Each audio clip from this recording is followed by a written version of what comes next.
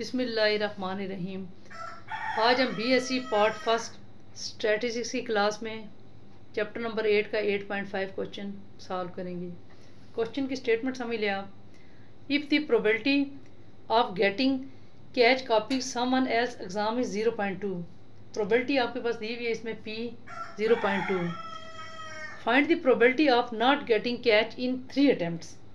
3 दफ़ा कैच आता है लेकिन उसको पाकिस्तानी फ़िल्टर कैच नहीं कर सकते हैं। Not getting catch in 3 attempts, यानी कि एक्स की जगह पर आप 0 पुट करेंगे।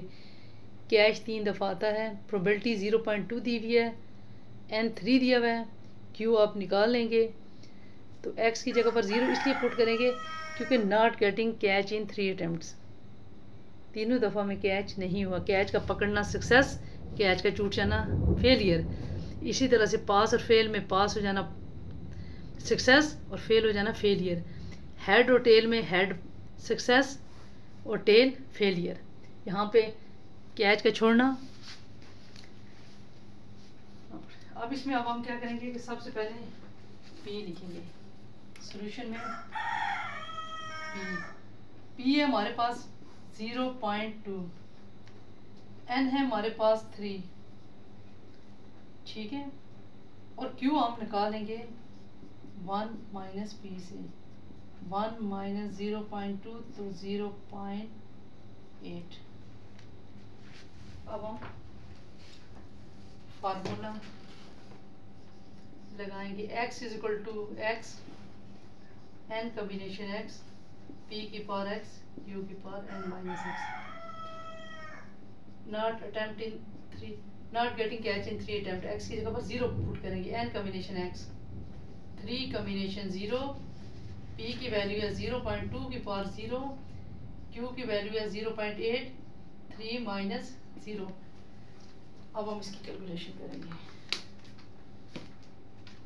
3c0 मल्टीप्लाई 0.2 की पावर 0 मल्टीप्लाई 0.8 की पावर 3 में से 0.3 आ जाता है, तो ये आपके पास 0.512 आ गई। 0.51, ये आपके पास क्वेश्चन सॉल्व हो गया। अब इसी तरह से इसकी जो बी पार्ट है,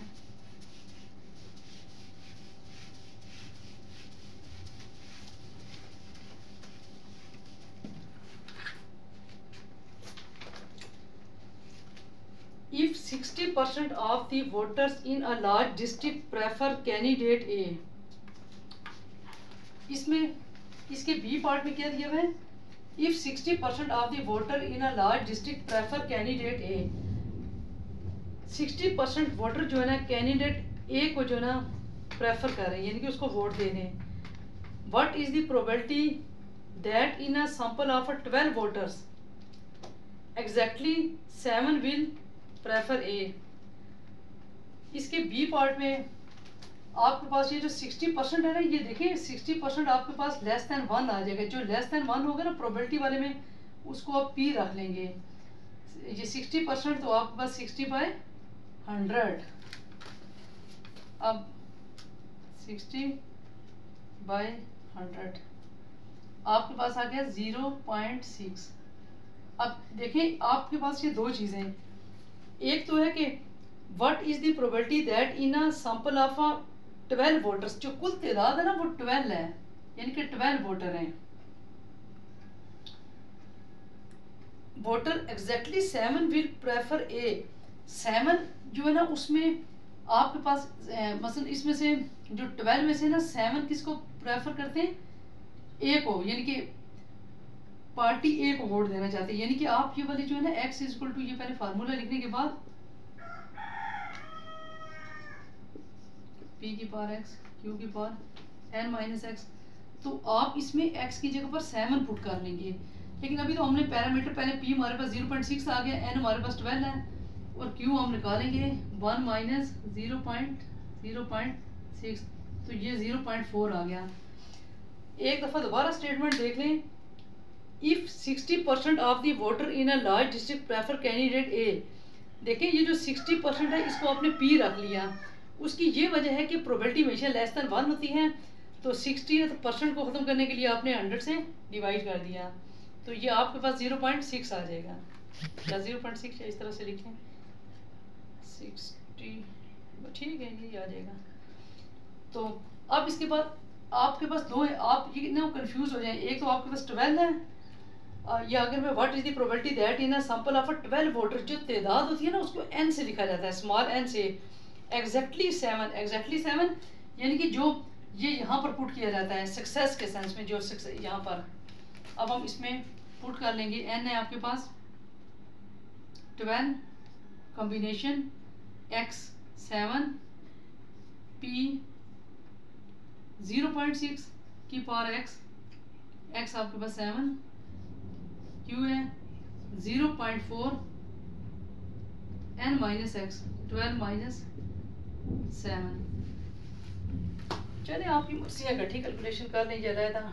12 c 7, ये आपके पास आ गया 792 मल्टीप्लाई 0.6 की पावर 7, ये आपके पास आ जाता है 0.0279, फिर मल्टीप्लाई 0.4 की पावर आ गई 12 में से 7, 5 ले लें आप, 0.4 की पावर 5, 0.01024, इस तरह से इन सबको मल्टीप्लाई कर लें, 792 मल्टीप्लाई 0.0279 मल्टीप्लाई 0.01024, तो ये हमारे पास आंसर आ गया 0.226। बेहतर यह है कि गठी कैलकुलेशन कर ले तो वो ज़्यादा सिंपल भी रहता है और आंसर भी एक्यूरेट आता है। इस तरह से हमारा क्वेश्चन नंबर 8.5 का बी पार्ट सॉल्व हो गया। अब हमारे पास क्वेश्चन है, क्वेश्चन का सी पार्ट है हमारे पास। क्वेश्चन का सी पार्ट है हमारे पास, the probability that a patient recover from a delicate heart operation is 0.9। What is the probability that exactly 5 of the 7 patients having this operation survey? इस क्वेश्चन में आपके पास दोबारा देख लें, the probability that a patient recovery from a delicate heart operation, ये तो आपके पास पी हो गया, क्योंकि जो डेटे में लेस देन 1 होगा तो वो पी होगा। प्रोबेबिलिटी दैट एग्जैक्टली 5, यानी कि जो एग्जैक्टली होगा ना इसके साथ कोई लेस देन ग्रेटर देन वगैरह होगा तो वो सारा आपने एक्स में रखना है। तो पेशेंट कुल कितने, 7 पेशेंट।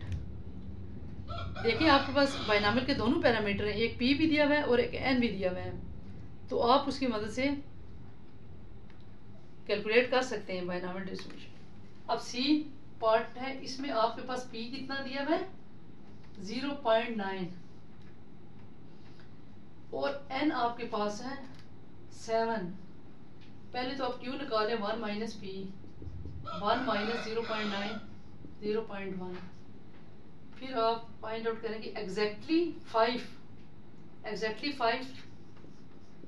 पहले फार्मूला लिख लें, फिर एन कम्बिनेशन एक्स पी की पावर एक्स क्यू की पावर एन माइनस एक्स, फिर एग्जैक्टली 5 का मतलब है 5 n combination x 7 combination 5, p आपके पास है 0.9 की पावर x 5, क्यू है 0.1 की पावर 7 माइनस 5।